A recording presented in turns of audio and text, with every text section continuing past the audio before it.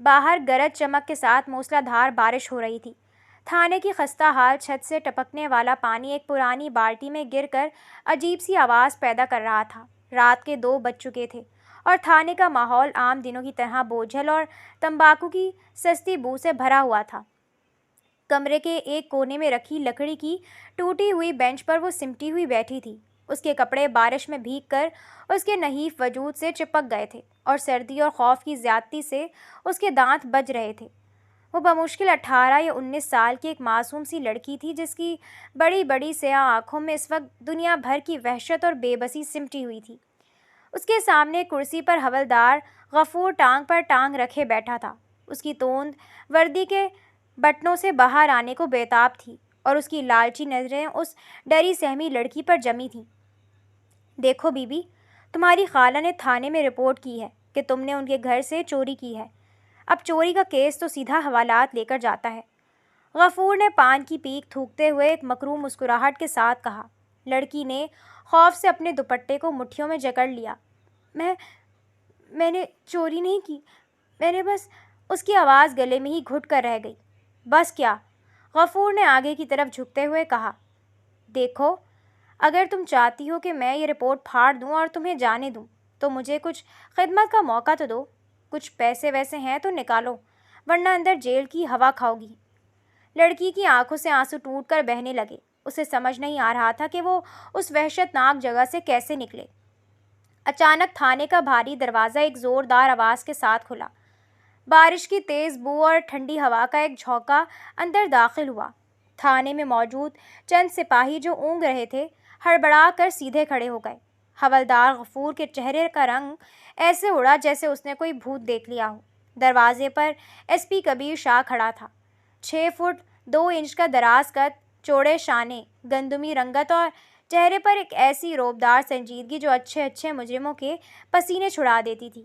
اس کی سیاہ وردی بارش کے پانی سے ہلکی سی بھیگی ہوئی تھی اور اس کی عقابی نگاہیں تھانے کا جائزہ لے رہی تھیں۔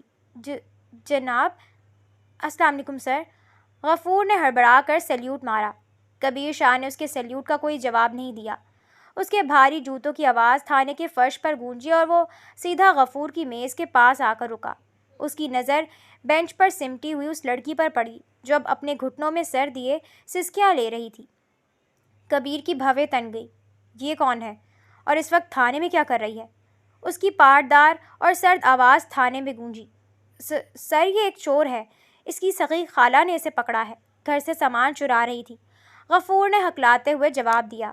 یہ سن کر لڑکی نے جھٹکے سے سر اٹھایا۔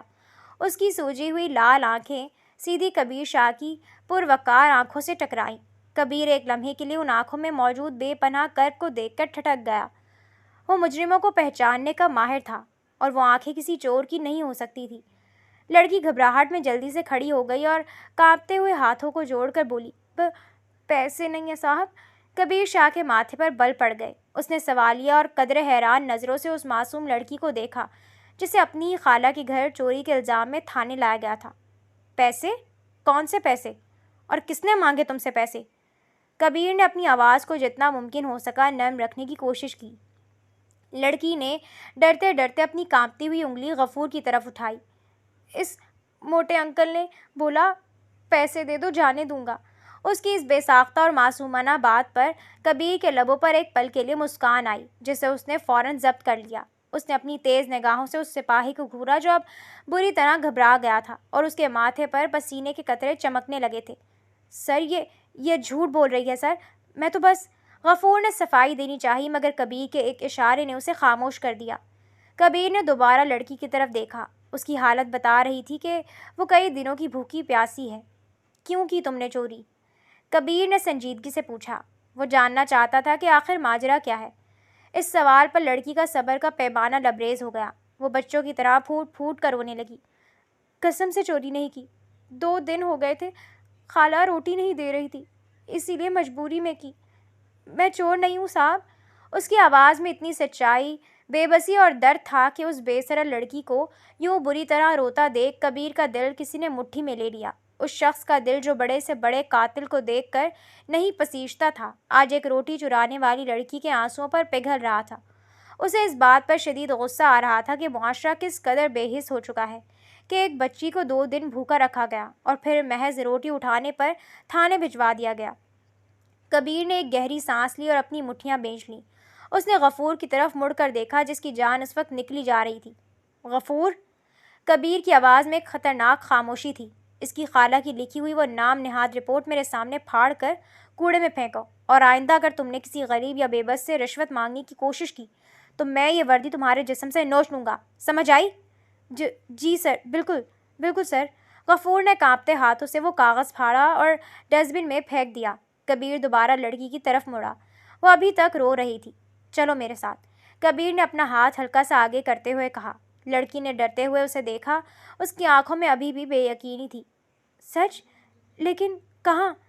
میں جیل نہیں جاؤں گی، وہ ہچکی لیتے ہوئے سسکی۔ اس کی معصومیت پر کبیر کے چہرے پر ایک حقیقی اور دلکش مسکراہٹ ابھر آئی۔ اس نے نفی میں سر ہلایا اور نرمی سے بولا، جیل نہیں جانا، میرے ساتھ چلو۔ لڑکی، جس کا نام حورین تھا، نے اپنے آنسو صاف کیے اور ایک سہمی ہوئی بلی کی طرح کبیر کے پیچھے چل پڑی۔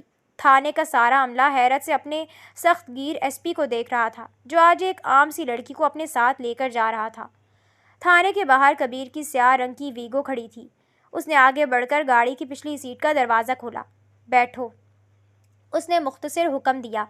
حورین خاموشی سے گاڑی میں بیٹھ گئی۔ وہ سیٹ کے ایک کونے میں یوں سمٹ گئی کہ جیسے چاہتی ہو کہ کوئی اسے دیکھ نہ پائے۔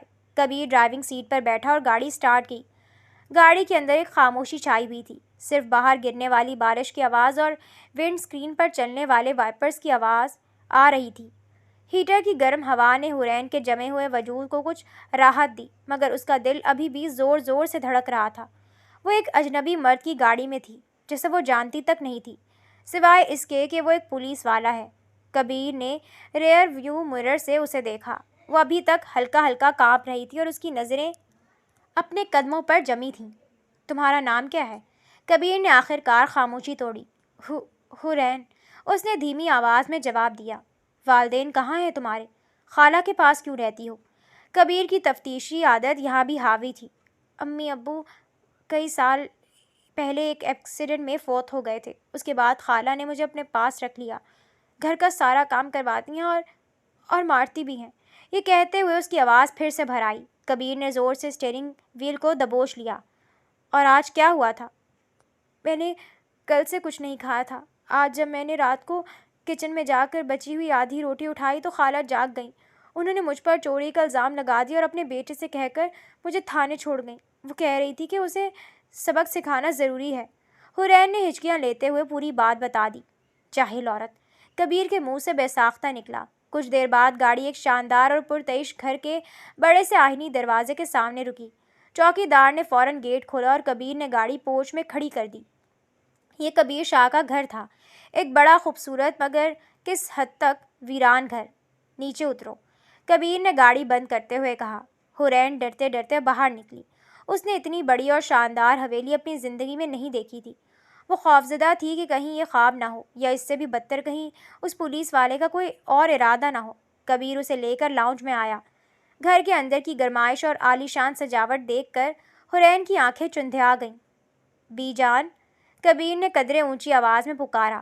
چند ہی لمحوں بعد ایک ادھیڑ عمر شفیق سی عورت جس نے سر پر سفید دوپٹہ اوڑھا ہوا تھا، اندرونی دروازے سے نمودار ہوئی۔ وہ کبیر کے گھر کی پرانی ملازمہ اور نگراں تھیں، جنہیں کبیر اپنی ماں کا درجہ دیتا تھا۔ کیا ہوا میرے بچے؟ اتنی رات گئے کیوں آوازیں دے رہے ہو؟ بی جان نے پریشانی سے پوچھا، مگر پھر ان کی نظر کبیر کے پیچھے چھپی بھیگی اور سہمی ہوئی حورین پر پڑی۔ یا اللہ، یہ کون ہے بیٹا؟ اور اس بچی کی یہ کیا حالت ہو رہی ہے؟ بی جان، اس کا نام حورین ہے۔ اسے فی الحال ایک محفوظ ٹھکانے اور گرم روٹی کی ضرورت ہے۔ آپ اسے مہمانوں والے کمرے میں لے جائیں۔ اسے پہننے کے لیے کچھ صاف کپڑے دے دیں اور کھانے کے لیے کچھ دے دیں۔ یہ آج رات یہی رکے گی، کبیر نے نرمی مگر فیصلہ کن انداز میں کہا۔ بی جان نے کبیر کی آنکھوں میں دیکھا اور بنا کوئی سوال کیے ممتا بھرے انداز میں حورین کی طرف بڑھیں۔ انہوں نے حورین کے گیلے سر پر ہاتھ رکھا۔ آ جاؤ میری بچی، ڈرو مت، تم بالکل محفوظ جگہ پر آ گئی ہو۔ بی جان نے حورین کا ہاتھ تھاما۔ حورین کے لیے یہ سب کسی معجزے سے کم نہیں تھا۔ 2 دن کی بھوک، مار پیٹ، تھانے کا خوف اور پھر اچانک یہ نرمی۔ وہ جانے سے پہلے ایک بار مڑی اور اس نے کبیر کی طرف دیکھا۔ اس کی بڑی بڑی آنکھوں میں احسان مندی اور شکر گزاری کے ان گنت ستارے چمک رہے تھے۔ کبیر نے اسے تسلی دینے کے لیے اسپات میں سر ہلایا۔ جاؤ، جا کر کھانا کھاؤ اور سو جاؤ، کل صبح ہم بات کریں گے۔ حورین بی جان کے ساتھ اندر چلی گئی اور کبیر لاؤنج کے وسط میں کھڑا سوچتا رہا۔ وہ ایک سخت گیر پولیس افسر تھا جس کی زندگی کا مقصد صرف جرائم پیشہ افراد کا خاتمہ تھا، لیکن آج اس کے گھر میں ایک ایسی لڑکی آ گئی تھی جس نے اس کے دل کے تار چھیڑ دیے تھے۔ اسے نہیں معلوم تھا کہ کل کیا ہوگا یا وہ اس لڑکی کے مسئلے کو کیسے حل کرے گا، لیکن ایک بات طے تھی، وہ اب حورین کو اس ظالم خالہ کے پاس کبھی واپس نہیں جانے دے گا۔ اس رات بارش دھل کر برس رہی تھی، جیسے حورین کی زندگی سے سارے دکھ دھونے آئی ہو۔ یہ صرف ایک رات کا واقعہ نہیں تھا، بلکہ دو مختلف دنیاؤں سے تعلق رکھنے والے انسانوں کی زندگی کا ایک نیا اور خوبصورت موڑ تھا۔ رات کے طوفان اور گرج چمک کے بعد اگلی صبح بے حد روشن اور پرسکون تھی۔ سورج کی سنہری کرنیں کبیر شاہ کی حویلی کے بڑے سے لان میں پھیلی ہوئی تھیں اور درختوں پر بیٹھے پرندوں کی چہچہاہٹ ماحول میں ایک عجیب سی طمانینت گھول رہی تھی۔ حویلی کا شاندار ڈائننگ روم، جس کی شیشے کی بڑی کھڑکیوں سے باہر کا سرسبز لان صاف دکھائی دیتا تھا، اس وقت ناشتے کی خوشبو سے مہک رہا تھا۔ درمیان میں رکھی سیاہ مہاگنی کی لمبی میز پر رنگ برنگے ناشتے چنے ہوئے تھے۔ کبیر شاہ میز کے ایک سرے پر بیٹھا تھا۔ وہ اپنی پولیس کی وردی کی پینٹ اور ڈارک گرے رنگ کی شرٹ پہنے ہوئے تھا، جبکہ اس کی وردی کی جیکٹ پاس ہی کرسی پر رکھی تھی۔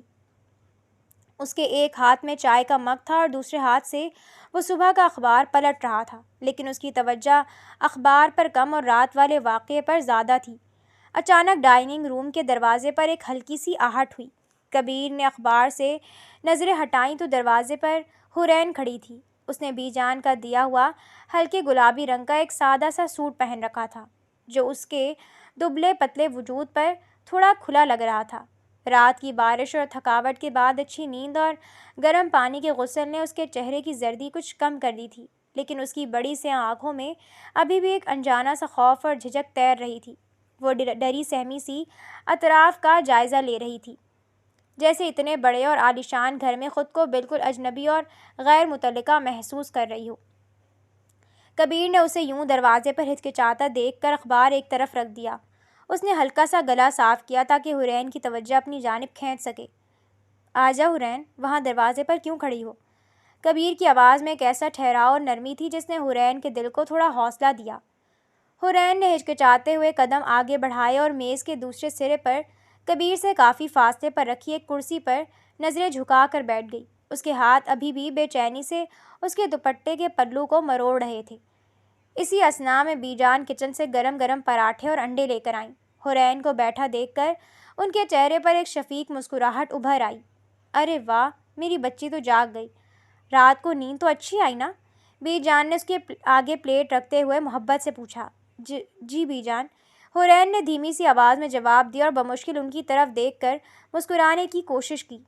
ناشتہ کرو حورین، رات کو بھی تم نے ٹھیک سے کچھ نہیں کھایا تھا، کبیر نے اپنی چائے کا گھونٹ بھرتے ہوئے کہا، اور پھر جان بوجھ کر اپنا دھیان دوبارہ اخبار کی طرف کر لیا تاکہ حورین اس کی نظروں سے گھبرا کر کھانا نہ چھوڑ دے۔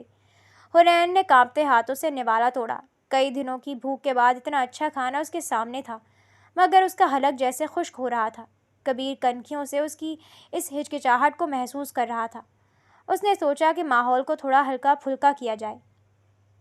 یہاں کے پراٹھے بہت مشہور ہیں، اگر تم نے یہ پورے نہ کھائے تو بی جان سارا دن ناراض رہیں گی، کبیر نے اخبار طے کرتے ہوئے ہلکے پھلکے انداز میں کہا۔ اس کی بات پر حورین کے لبوں پر ایک لمحے کے لیے انتہائی مدھم سی مسکراہٹ آئی، جو پلک جھپکتے ہی غائب بھی ہو گئی۔ اس نے قدرے سکون کا سانس لیا اور آہستہ آہستہ ناشتہ کرنے لگی۔ کبیر اسے خاموشی سے دیکھتا رہا۔ وہ لڑکی جو کل رات تھانے میں ایک مجرم کی حیثیت سے لائی گئی تھی، وہ کسی بھی زاویے سے چور یا مکار نہیں لگتی تھی۔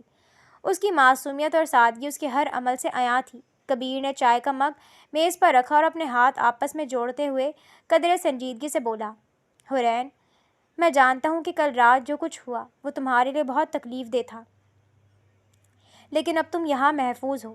میں بس کچھ چیزیں سمجھانا چاہتا ہوں تاکہ تمہارے لیے کوئی مستقل اور بہتر راستہ نکال سکوں۔ حورین نے نوالا وہیں چھوڑ دیا اور ڈرتے ڈرتے کبیر کی طرف دیکھنے لگی۔ مجھے یہ بتاؤ، کبیر نے اپنی بات جاری رکھی، کیا تمہاری اس خالہ کے علاوہ تمہارا کوئی اور رشتہ دار ہے؟ کوئی چچا، تایا، ماموں، کوئی بھی ایسا انسان جو تمہیں پناہ دے سکے، جس کے پاس تم محفوظ رہ سکو۔ حرین کی آنکھوں میں جو تھوڑی بہت چمک آئی تھی وہ اس سوال پر ایک دم بجھ گئی۔ اس نے نفی میں سر ہلا دیا اور اس کی نظریں دوبارہ اپنی پلیٹ پر جم گئیں۔ ایسا تو کوئی رشتہ دار نہیں ہے صاحب، اور نہ ہی میں نے کبھی کسی کو دیکھا ہے۔ اس کی آواز میں ایک گہری اداسی اور تنہائی تھی۔ مطلب تمہارے والدین کے خاندان میں کوئی تو ہوگا؟ کبیر نے الجھن سے پوچھا۔ حرین نے ایک گہری سانس لی، اس کی آنکھیں پھر سے نم ہونے لگی تھیں۔ جب ماما اور بابا کا انتقال ہوا تب میں بہت چھوٹی تھی۔ مجھے بس اتنا یاد ہے کہ ہم ایک چھوٹے سے گھر میں رہتے تھے اور ہمارے گھر کبھی کوئی نہیں آتا تھا۔ بابا کے انتقال کے بعد خالہ زبردستی مجھے اپنے گھر لے گئی۔ میں نے خالہ کے گھر پر کبھی کسی اور رشتہ دار کو آتے جاتے نہیں دیکھا۔ وہ مجھے کسی سے ملنے بھی نہیں دیتی تھی۔ وہ رکی، اس نے اپنے آنسوؤں کو پیچھے دھکیلا اور ایک درد بھری مسکراہٹ کے ساتھ بولی، معلوم نہیں اب ہمارا کوئی اور رشتہ دار واقعی نہیں ہے یا پھر ہم غریبوں سے لوگ ملنا نہیں چاہتے۔ خالہ کہتی تھی کہ میں ایک بوجھ ہوں اور بوجھ کو کوئی نہیں اٹھاتا۔ ان الفاظ میں اتنی سچائی، بے بسی اور کڑواہٹ تھی کہ کبیر کا دل ایک بار پھر جیسے کسی نے مٹھی میں جکڑ لیا۔ اس نے بے اختیار اپنی مٹھیاں بھینچ لیں۔ اس چھوٹی سی لڑکی نے اپنی زندگی میں کتنی تلخیاں سہی تھیں، اس کا اندازہ لگانا کبیر کے لیے مشکل نہیں تھا۔ حرین کی بات میں ایک ایسا سچا درد تھا جسے محسوس کر کے کبیر بالکل چپ ہو گیا۔ اس کے پاس حرین کی ان باتوں کا کوئی جواب نہیں تھا۔ وہ اسے کیا تسلی دیتا؟ یہ معاشرہ واقعی غریب اور بے سہارا لوگوں کے لیے ایک جنگل سے کم نہیں تھا۔ کبیر نے ایک لمبی اور گہری سانس لی اور اپنی کرسی سے کھڑا ہو گیا۔ تم ان باتوں کو اب مت سوچو، تم کوئی بوجھ نہیں ہو، اپنا ناشتہ ختم کرو، کبیر نے ایک حتمی لہجے میں کہا اور اپنی وردی کی جیکٹ اٹھا لی۔ حرین اسے خاموشی سے جاتے ہوئے دیکھتی رہی۔ اسے سمجھ نہیں آ رہا تھا کہ یہ شخص جو بظاہر اتنا سخت اور روبدار نظر آتا ہے، اس کے اندر اتنی نرمی کیسے ہے۔ کبیر چلتا ہوا لاؤنج میں آیا جہاں بی جان صفائی کا کام دیکھ رہی تھی۔ بی جان میری بات سنیں۔ کبیر نے انہیں اپنے قریب بلایا۔ جی بیٹا بولو۔ میں تھانے جا رہا ہوں، حرین کے سلسلے میں آپ کو کچھ ہدایات دینی تھی۔ کبیر نے اپنی آواز کو تھوڑا دھیما رکھا تاکہ حرین تک آواز نہ جائے۔ اس بچی سے گھر کا کوئی کام نہیں کروانا، اسے آرام کرنے دیں، وہ بہت صدمے میں ہے۔ اگر اسے کسی چیز کی ضرورت ہو تو اسے فوراً لا کر دیں، اور سب سے اہم بات، کبیر کی آنکھوں میں ایک سختی آ گئی، گھر کے دروازے بند رکھیے گا۔ اگر اس کی خالہ یا کوئی بھی اور شخص اسے ڈھونڈتا ہوا آئے تو اسے اندر مت آنے دیجیے گا اور مجھے فوراً کال کیجیے گا۔ بی جان نے کبیر کی فکر مندی کو محسوس کرتے ہوئے اس بات میں سر ہلا دی۔ تم فکر نہ کرو میرے بچے، میں اس پھول جیسی بچی کا اپنی سگی بیٹی کی طرح خیال رکھوں گی، اسے کچھ نہیں ہوگا۔ کبیر نے مطمئن ہو کر سر ہلایا، اپنی کیپ پہنی اور گھر سے باہر نکل گیا۔ اس کی ویگو گاڑی حویلی کے بڑے دروازے سے باہر نکلی اور سڑک پر دوڑنے لگی۔ کبیر کا چہرہ اسپاٹ تھا لیکن اس کے دماغ میں سوچوں کا ایک طوفان برپا تھا۔ سچ بات تو یہ تھی کہ وہ بی جان اور حرین کے سامنے جتنا بھی پر اعتماد نظر آ رہا تھا، اندر سے وہ اتنا ہی الجھا ہوا تھا۔ اسے ابھی تک اس بات کا اندازہ نہیں ہوا تھا کہ وہ اس معاملے سے کیسے نمٹے گا۔ ایک بے سہارا جوان لڑکی کو اپنے گھر میں پناہ دینا ایک وقتی حل تو ہو سکتا تھا، مگر مستقل نہیں، وہ بھی ایک ایسے شخص کے لیے جو دن رات جرائم پیشہ افراد کے درمیان رہتا تھا اور جس کے اپنے بے شمار دشمن تھے۔ قانونی طور پر حرین کی خالہ اس کی سرپرست تھی اور اگر اس نے پولیس کے اعلیٰ حکام یا عدالت میں کوئی ڈرامہ کھڑا کر دیا تو بات کبیر کی وردی اور حرین کی عزت پر آ سکتی تھی۔ وہ اسے یتیم خانے بھی نہیں بھیجنا چاہتا تھا کیونکہ وہ ان اداروں کے حالات سے بخوبی واقف تھا۔ حرین جیسی معصوم اور ڈری ہوئی لڑکی وہاں مزید ٹوٹ جاتی۔ کیسے نکالوں گا تمہیں اس دلدل سے حرین؟ کبیر نے اسٹیئرنگ وہیل پر ہاتھ مارتے ہوئے خود کلامی کی۔ راستے بھر وہ قانونی شکوں اور سماجی رکاوٹوں پر غور کرتا رہا۔ تھانے کی عمارت قریب آ رہی تھی لیکن کبیر کا دماغ اب بھی اسی لڑکی کی بڑی بڑی اداس آنکھوں کے گرد گھوم رہا تھا جس نے اپنی زندگی کی سب سے بڑی سچائی اس کے سامنے اتنی سادگی سے رکھ دی تھی۔ وہ خاموش ضرور تھا مگر اس نے طے کر لیا تھا کہ چاہے کچھ بھی ہو جائے وہ اس معصوم جان کو دوبارہ اس جہنم میں نہیں دھکیلے گا جہاں سے وہ اسے نکال کر لایا تھا۔ ایک سخت گیر ایس پی کا دل ایک بے سہارا لڑکی کے تحفظ کے لیے کسی بھی حد تک جانے کے لیے تیار ہو چکا تھا۔ بارش تھم چکی تھی مگر فضا میں ابھی بھی ایک بوجھل پن باقی تھا۔ ایس پی کبیر شاہ کی گاڑی ایک تنگ اور بدبودار گلی کے سامنے رکی۔ یہ وہ علاقہ تھا جہاں انسانیت کی سانسیں غربت اور تنگ نظری کے بوجھ تلے گھٹتی تھیں۔ کبیر گاڑی سے اترا۔ اس کی وردی کی چمک اور چہرے کی سختی دیکھ کر گلی میں کھیلتے بچے سہم کر پیچھے ہٹ گئے۔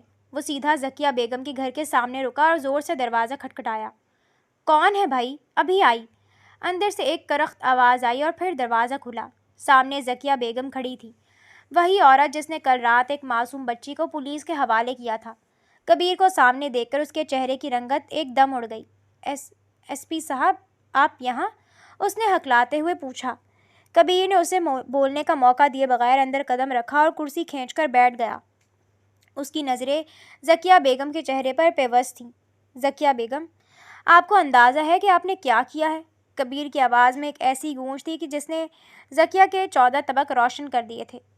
صاحب، وہ تو چور تھی، میں نے تو بس حق کا ساتھ دیا۔ خاموش! کبیر دھاڑا۔ حق کا ساتھ؟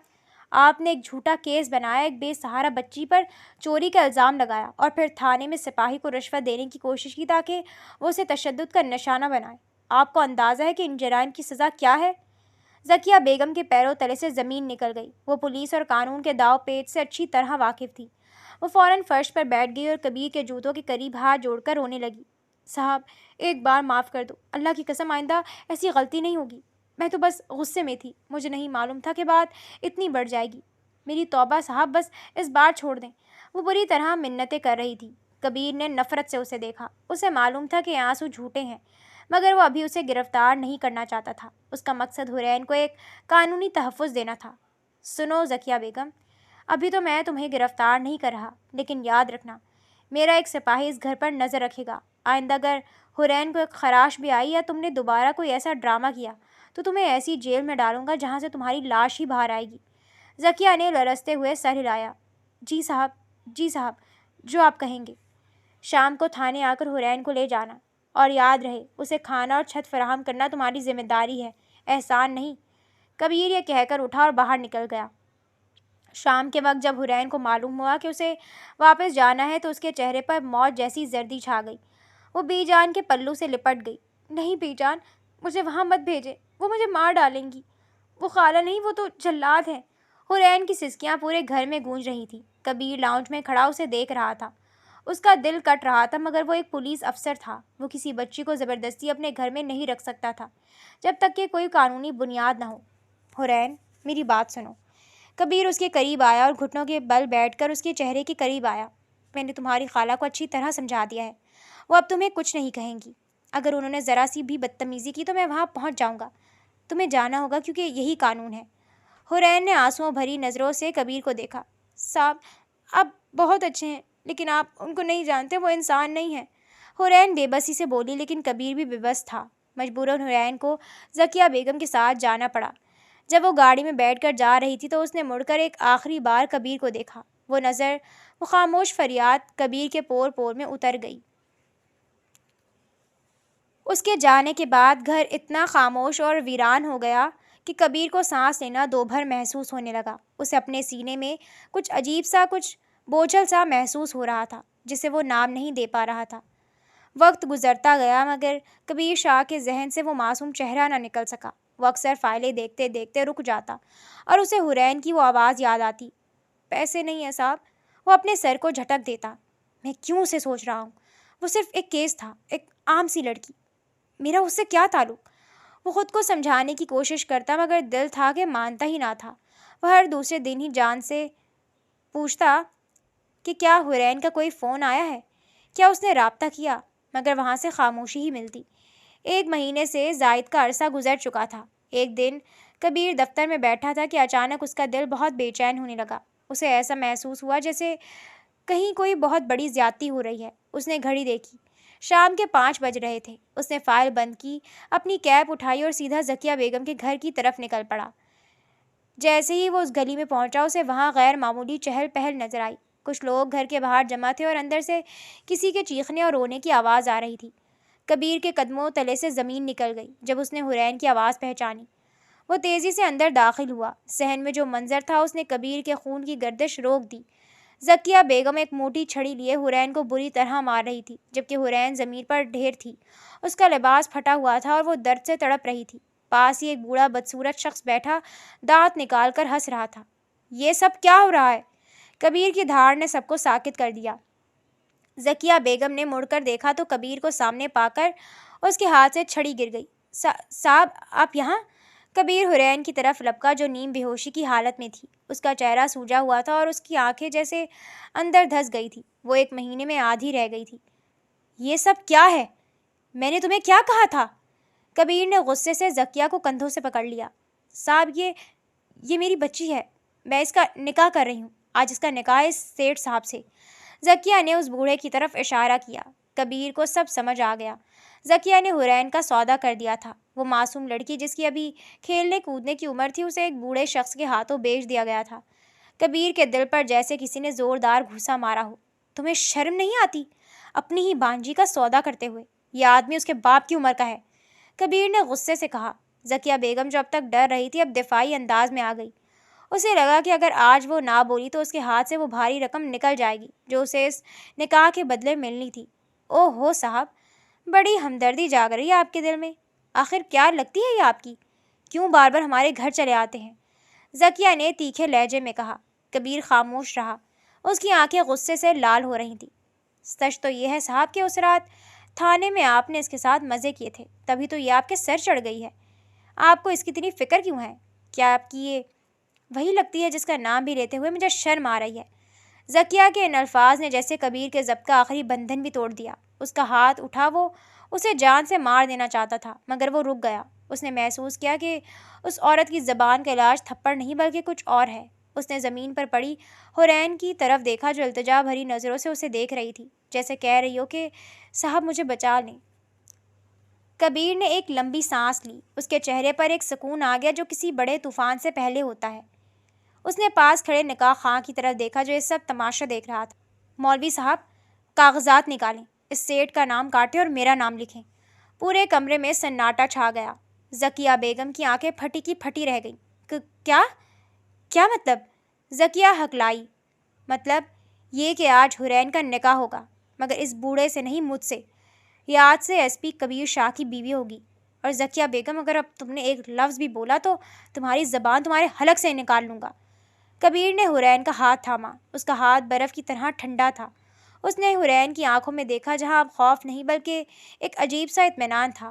نکاح کے کلمات پڑھے گئے۔ حرین نے کپکپاتی آواز میں ایجاب و قبول کیا۔ جب نکاح مکمل ہوا تو کبیر نے سیاہ چادر حرین کی گرد لپیٹی اور اسے سہارا دے کر کھڑا کیا۔ وہ مڑا اور زکیہ کی طرف دیکھا جو اپنی رقم ڈوبتی دیکھ کر ساکت کھڑی تھی۔ تم نے پوچھا تھا نا کہ یہ میری کیا لگتی ہے؟ یہ میری عزت ہے، میری بیوی ہے، اور آج کے بعد تم اس کا نام بھی اپنی ناپاک زبان پر نہیں لاؤ گی۔ کبیر حرین کو اٹھا کر باہر لے آیا۔ اس نے اسے گاڑی کی اگلی سیٹ پر بٹھایا۔ وہ بہت کمزور ہو چکی تھی، اتنی کہ اسے بیٹھنے میں بھی دشواری ہو رہی تھی۔ گاڑی سٹارٹ کرتے ہوئے کبیر نے اس کی طرف دیکھا۔ حرین کی آنکھوں سے آنسو بہہ رہے تھے، مگر یہ دکھ کے نہیں، نجات کے آنسو تھے۔ وہ اسے رخصت کروا کے اپنے گھر لے آیا۔ بی جان دروازے پر ہی تھیں۔ وہ یہ منظر دیکھ کر حیران رہ گئی، مگر جب انہوں نے کبیر کے چہرے پر وہ عزم دیکھا تو وہ سب سمجھ گئیں۔ آج کبیر شاہ نے صرف ایک لڑکی کی جان نہیں بچائی تھی بلکہ اپنی زندگی کو ایک مقصد دے دیا تھا۔ وہ جب تک اکیلا تھا اب اس کے پاس ایک ایسی ذمہ داری تھی جس کے لیے وہ پوری دنیا سے لڑ سکتا تھا۔ حرین اب اس کے گھر کی ملکہ تھی اور اس کی حفاظت کرنا اب کبیر کے ایمان کا حصہ بن چکا تھا۔ وقت کو جیسے پڑ لگ جاتے ہیں جب دل کو سکون میسر ہو۔ حرین کو لیے وہ 2 ماہ کسی خواب سے کم نہیں تھے۔ وہ گیسٹ روم جو کبھی اس کے لیے صرف ایک رات کا ٹھکانہ تھا اب اس کی پناہ گاہ بن چکا تھا۔ زکیہ بیگم کے ظلم و ستم نے اس کے جسم پر جو گہرے نیلے نشان چھوڑے تھے وہ تو بی جان کی مرہم پٹی اور ڈاکٹر کے علاج سے بھر گئے تھے، مگر روح کے زخم بھرنے میں ابھی وقت باقی تھا۔ کبیر شاہ کی شخصیت میں عجیب سی تبدیلی آئی تھی۔ وہ جو پہلے صرف فائلوں اور مجرموں کی دنیا میں مگن رہتا تھا اب شام ڈھلتے ہی گھر کی راہ لیتا۔ اسے معلوم تھا کہ گھر میں کوئی ہے جو اس کی آہٹ کا انتظار کرتا ہے۔ روزانہ رات کے کھانے پر ایک خاموش مگر خوبصورت روایت بن چکی تھی۔ کبیر اور حرین آمنے سامنے بیٹھتے۔ حرین اب بھی کچھ جھجکتی تھی، مگر اس کی آنکھوں میں اب وہ وحشت نہیں تھی جو پہلے دن تھی۔ آج تم نے دوائی لی تھی؟ کبیر نے نوالا توڑتے ہوئے حرین کی طرف دیکھا جس کے چہرے پر اب تھوڑی رونق لوٹ آئی تھی۔ جی صاحب، جی میرا مطلب ہے جی لے لی تھی۔ حرین نے فوراً تصحیح کی کیونکہ کبیر اسے کئی بار ٹوک چکا تھا کہ اسے صاحب نہ کہے۔ کبیر کے لبوں پر ایک دھیمی سی مسکراہٹ آئی۔ اب تو تمہاری چوٹیں بہتر ہیں، بی جان کہہ رہی تھی کہ تم اب کافی چلنے پھرنے لگی ہو۔ جی بی جان بہت خیال رکھتی ہیں میرا، حرین نے سر جھکا کر کہا۔ اس کی معصومیت اور سادگی کبیر کے سخت دل میں گھر کر چکی تھی۔ وہ جب بولتی تھی تو اس کے لہجے کی مٹھاس کبیر کی دن بھر کی تھکن اتار دیتی تھی، لیکن کبیر کے ذہن میں ہمیشہ ایک سوال کل بلاتا رہتا، حرین میرے بارے میں کیا سوچتی ہے؟ کیا وہ مجھے صرف اپنا نجات دہندہ سمجھتی ہے یا اس کے دل میں میرے لیے کوئی اور جگہ بھی ہے؟ کھانے کے بعد وہ دونوں اکثر لان میں واک کرتے۔ ٹھنڈی ہوا، رات کی خاموشی اور چاندنی میں حرین کا ساتھ کبیر کو ایک عجیب سا سکون دیتا۔ حرین خاموشی سے اس کے ساتھ چلتی، کبھی کبھار پودوں یا پھولوں کے بارے میں کوئی معصومانہ بات کر دیتی جسے کبیر بہت غور سے سنتا۔ ایک صبح جب کبیر ناشتہ کر کے جانے کی تیاری کر رہا تھا، بی جان نے اسے اشارے سے رکنے کو کہا۔ کبیر بیٹا ذرا بیٹھو، تم سے کچھ ضروری بات کرنی ہے۔ بی جان کے لہجے میں ایک خاص سنجیدگی تھی۔ کبیر کرسی پر بیٹھ گیا۔ جی بی جان، خیریت؟ بیٹا حرین کو یہاں آئے 2 ماہ سے زیادہ ہو گئے ہیں۔ اللہ کا شکر ہے کہ وہ اب بالکل تندرست ہے، لیکن ایک بات مجھے کھٹک رہی ہے۔ بی جان نے کبیر کی آنکھوں میں جھانکا۔ تم نے نکاح تو کر لیا، لیکن وہ اب بھی گیسٹ روم میں رہتی ہے۔ دنیا کی نظر میں وہ تمہاری بیوی ہے، مگر اس گھر میں وہ اب بھی ایک مہمان کی طرح ہے۔ کبیر خاموش رہا۔ اس نے کبھی اس پہلو سے سوچا ہی نہیں تھا۔ وہ تو بس اسے تحفظ دینا چاہتا تھا۔ میں چاہتی ہوں کہ اب باقاعدہ رخصتی کر دی جائے اور پھر ایک چھوٹا سا ولیمہ رکھا جائے۔ بی جان نے اپنی تجویز پیش کی، تاکہ سب کو، تمہارے محکمے میں اور رشتہ داروں کو پتہ چل جائے کہ ایس پی کبیر شاہ کی شادی ہو گئی ہے۔ وہ اس گھر کی عزت ہے، اسے وہ مقام ملنا چاہیے جو ایک بیوی کا ہوتا ہے۔ کبیر نے ایک گہری سانس لی۔ بات معقول تھی۔ وہ حرین کو ہمیشہ کے لیے کیس بنا کر نہیں رکھ سکتا تھا، وہ اب اس کی زندگی کا حصہ تھی۔ بی جان، کیا حرین اس کے لیے تیار ہوگی؟ میں نے اس پر کبھی کوئی بوجھ نہیں ڈالا۔ کبیر نے اپنی الجھن ظاہر کی۔ وہ معصوم ہے کبیر، اسے شاید خود بھی معلوم نہیں کہ وہ تم سے کتنی محبت کرنے لگی ہے۔ اس کی نظریں تمہارا پیچھا کرتی ہیں۔ تم ہاں کرو، میں اس سے بات کر لوں گی۔ بی جان نے مسکرا کر کہا۔ کبیر نے کچھ دیر سوچا اور پھر اس بات میں سر ہلا دیا۔ ٹھیک ہے بی جان، جیسا آپ کو بہتر لگے۔ اگر وہ خوش ہے تو مجھے کوئی اعتراض نہیں ہے۔ کبیر کے جانے کے بعد بی جان حرین کے کمرے میں گئی۔ حرین کھڑکی کے پاس بیٹھی باہر لان کو دیکھ رہی تھی۔ حرین بیٹی؟ بی جان نے اس کے سر پر ہاتھ رکھا۔ جی بی جان، میں نے کبیر سے بات کی ہے، اب تمہاری رخصتی ہم کر رہے ہیں۔ تم اب اس گھر کی باقاعدہ مالکن بنو گی حرین۔ کیا تم خوش ہو؟ حرین کا دل زور سے دھڑکنے لگا۔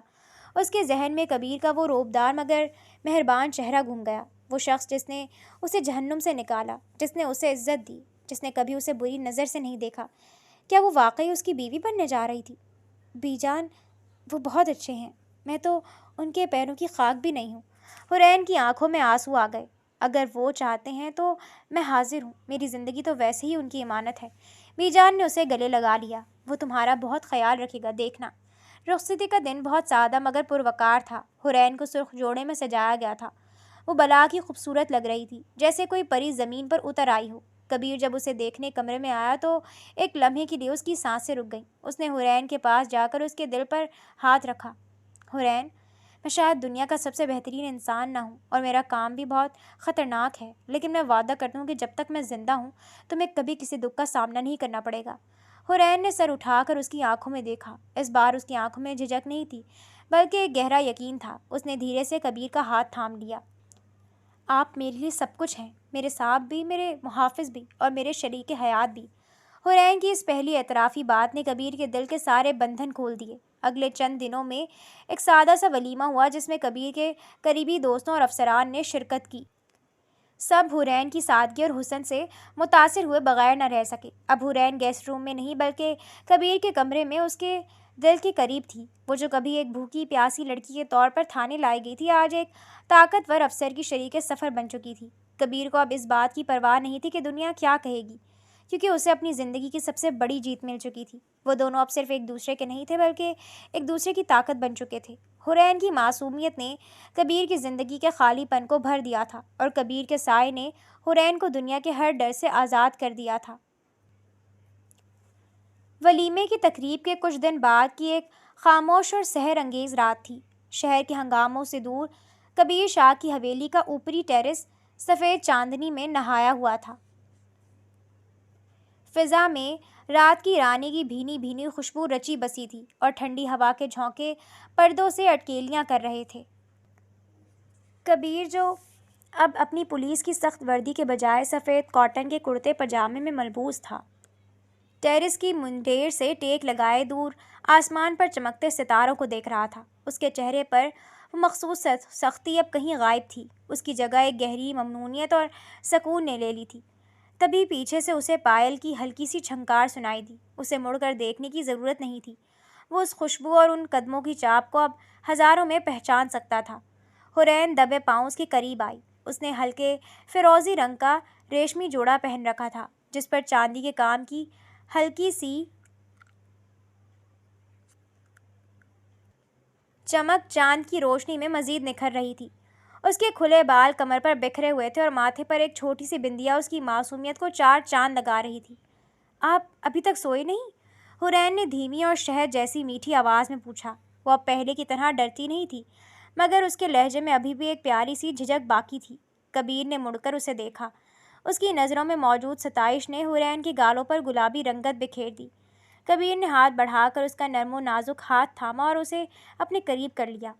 نیند کیسے آتی حرین؟ میں بس یہی سوچ رہا تھا کہ زندگی کتنی عجیب ہے۔ جس رات میں نے تمہیں تھانے کی اس ٹوٹی ہوئی بینچ پر بیٹھے دیکھا تھا، کیا میں نے کبھی سوچا تھا کہ وہ لڑکی میری زندگی کا سب سے قیمتی اثاثہ بن جائے گی؟ کبیر کی آواز میں بے پناہ محبت تھی۔ حرین نے اپنی نظر جھکا لی اور اس کے مضبوط شانے سے سر ٹکا دیا۔ اور میں نے کیا سوچا تھا صاحب؟ میں تو سمجھتی تھی کہ میری زندگی اسی کالی کوٹری میں ختم ہو جائے گی، یا پھر خالہ کی مار کھاتے کھاتے۔ مجھے تو اللہ پر یقین تھا، مگر انسانی روپ میں کوئی فرشتہ میری زندگی بدل دے گا یہ میرا گمان بھی نہیں تھا۔ کبیر نے شرارت سے اس کی تھوڑی پکڑ کر اس کا چہرہ اوپر اٹھایا۔ پھر وہی صاحب؟ حرین، میں نے تم سے کتنی بار کہا ہے کہ اب میں تمہارا تھانے دار نہیں ہوں، تمہارا شوہر ہوں۔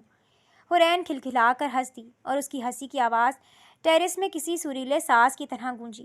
عادت ہو گئی ہے نا، آپ ہیں ہی اتنے روب والے۔ جب آپ غصے سے کسی کو دیکھتے ہیں تو میری جان اب بھی نکل جاتی ہے۔ اچھا، کبیر نے اسے اپنی باہوں کے حصار میں لیتے ہوئے سرگوشی کی۔ لیکن اب تو میں تمہیں غصے سے نہیں دیکھ رہا۔ اب بتاؤ، اب کیسی لگ رہی ہے میری نظر؟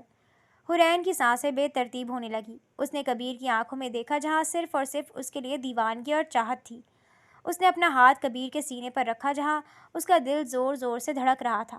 اب آپ کی نظر میں ایک ایسی پناہ گاہ ہے جہاں میں خود کو دنیا کی سب سے محفوظ عورت محسوس کرتی ہوں۔ حرین نے سچائی سے اعتراف کیا۔ کبیر نے اس کے ماتھے پر ایک طویل اور پرسکون بوسہ دیا۔ تم جانتی ہو حرین، تمہاری معصومیت نے میرے اندر کے اس سخت گیر پولیس والے کو مار دیا ہے۔ اب جب میں گھر آتا ہوں تو مجھے ایس پی کبیر شاہ بننے کی ضرورت نہیں پڑتی، میں صرف تمہارا کبیر ہونا چاہتا ہوں۔ حرین نے مسکرا کر اپنی مٹھیاں بھینچ لیں۔ آپ کو معلوم ہے، بی جان کہتی ہیں کہ آپ بچپن میں بہت ضدی تھے۔ بی جان بھی نا سب کچھ بتا دیتی ہیں۔ کبیر نے مصنوعی خفگی دکھائی۔ ہاں، میں ضدی تھا، اور دیکھو میری ضد ہی تھی کہ میں تمہیں اس دن اپنے ساتھ لے آیا، ورنہ شاید آج ہم یہاں اس طرح نہ کھڑے ہوتے۔ حرین کی آنکھوں میں ایک پل کے لیے ماضی کی یاد آئی، مگر پھر وہ غائب ہو گئی۔ خدا کا شکر ہے کہ آپ ضدی تھے، اگر آپ نہ ہوتے تو شاید میں آج کسی اندھیرے میں کھو گئی ہوتی۔ کبیر نے اسے اپنے مزید قریب کر لیا، جیسے وہ اسے دنیا کی ہر نظر سے چھپا لینا چاہتا ہو۔ اب وہ اندھیرے کبھی نہیں آئیں گے حرین، میں وعدہ کرتا ہوں کہ تمہاری زندگی میں اب صرف خوشیوں کے رنگ ہوں گے۔ کل ہم کہیں دور گھومنے چلیں گے جہاں صرف میں ہوں، تم ہو اور یہ خوبصورت خاموشی۔ حرین نے خوشی سے اس کی طرف دیکھا۔ سچ؟ کہاں؟ جہاں تم کہو، پہاڑوں میں جہاں بادل تمہارے قدموں میں ہوں، یا سمندر کے کنارے جہاں لہریں تمہاری پائل کے ساتھ مقابلہ کریں، کبیر نے شاعرانہ انداز میں کہا۔ حرین نے شرماتے ہوئے اپنا چہرہ اس کے سینے میں چھپا لیا۔ مجھے کہیں جانے کی ضرورت نہیں ہے، جہاں آپ ہیں وہیں میری جنت ہے، وہیں میری کائنات ہے۔ کبیر کے دل کو ایک عجیب سی ٹھنڈک محسوس ہوئی۔ اس نے حرین کی گرد اپنی گرفت مضبوط کر لی۔ چاند اب عین ان کے سر پر تھا جیسے ان کی محبت کی گواہی دے رہا ہو۔ وہ لڑکی جسے ایک وقت میں روٹی کے ایک نوالے کے لیے چور کہا گیا تھا، آج اس شہر کے سب سے معزز شخص کے دل کی ملکہ تھی۔ کبیر نے جھک کر اس کے کان میں سرگوشی کی۔ آئی لو یو حرین۔ حرین نے اس کی قمیض کو مٹھی میں دباتے ہوئے جواب دیا۔ آئی لو یو ٹو صاحب، میرا مطلب ہے میرے کبیر۔ اور پھر وہ دونوں ایک دوسرے کے حصار میں گم ہو گئے، جہاں نہ کوئی پولیس والا تھا، نہ کوئی چور، نہ کوئی ظالم خالہ، اور نہ ہی دنیا کا کوئی ڈر۔ وہاں صرف دو روحیں تھیں جو ایک دوسرے کے لیے بنی تھی اور